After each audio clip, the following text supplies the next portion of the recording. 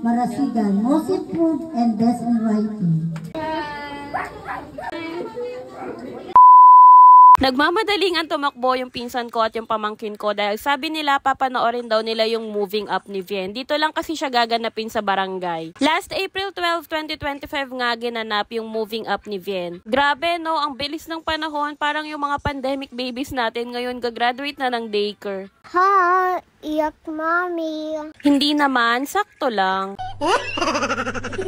Super saya nga ni Vien dito, akala mo kakandidato. Nakita niya kasi yung mga pinsan ko at yung pamangkin ko na pinapanood siya, kaya natuwa. Dito nga sa daycare, si Vien ay pre-kinder 1 lang. Since magpo 5 years old na siya sa July, in-enroll ko na siya ng kinder sa big school at hindi na siya magki-kinder 2. Ha, hindi private Hope. Oo, nalungkot na si Vien. Hindi na kasi sila classmates ni Hope sa next school year. Pero wag ka masyadong malungkot. Alam mo naman yung bahay ni Hope, pwede ka naman pumunta doon araw-araw. Yay! 1 week nga before ng Moving Up, nagpa-practice na sila lagi nung mga sasayawin nila dito. Nakakatuwa lang kasi nung mismong araw ng Moving Up, sayaw na ng sayaw si Vien. Samantalang nung nagpa-practice sila, nakaupo lang, pinapanood yung mga classmates niya. Feeling ko tuloy, ni-reserve niya yung energy niya ngayong araw na to para pagdating ng Moving Up, ganadong-ganado siya. Char.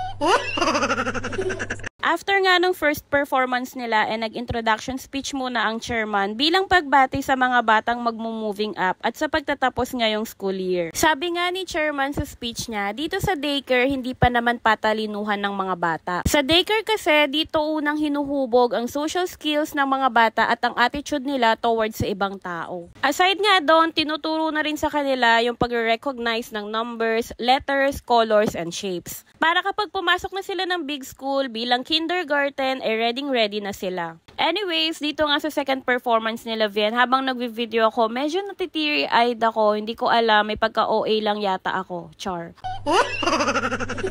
Hindi ko alam, pero bakit ganon? Daycare lang naman yung Moving Up ni Vien, pero parang college na. Pero sabi nga, 'di ba, small or big achievement man yung nakukuha ng mga anak natin, tayong mga nanay yung pinakamasaya sa lahat. Naluluha lang ako ng konti kasi parang na-imagine ko lang dati, baby pa si Vien, ngayon nagmo-moving up na sa daycare. O 'di ba, napakabilis talaga ng panahon. Totoo nga yung sinasabi nila, no, na yung mga baby natin, parang pumipikit lang tayo, pag dilat natin, wala na, malaki na sila. Anyways, after nga ng performance nilang to, isa-isa na rin silang binigyan ng certificate at umakyat sa stage para isabit yung mga medal. Vien Axel B.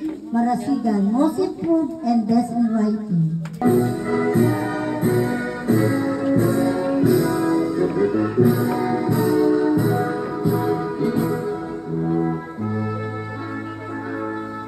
Nakakatuwa naman dahil meron pang award na nakuha si Vien, ang most improved at ang best writing. At dahil dyan, magsulat tayo mamaya. Char.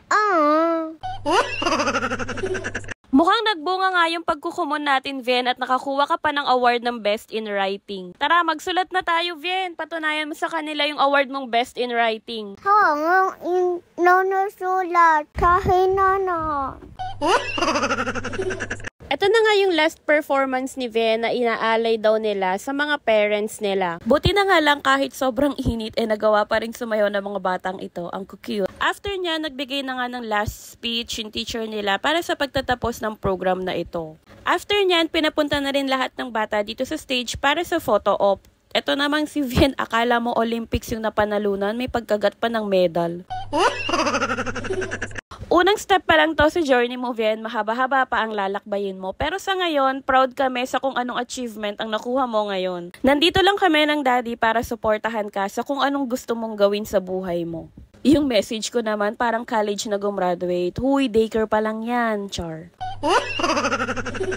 After ng Moving Up program, nagkaroon lang kami ng salo-salo dahil nagpatlock na lang kami ng food para sabay-sabay kaming kakain ng mga parents at ng mga bata. Thank you, Chicho Face. Thank you, Translates. Bye-bye. See you.